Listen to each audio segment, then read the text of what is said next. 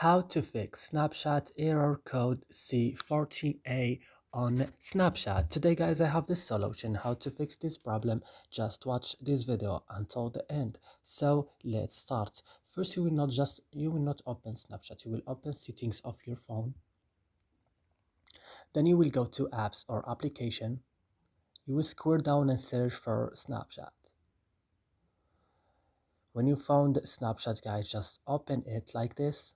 And now be careful, guys. You will click on storage, go to clear data here, and click OK. And you will back again and go to force stop like this.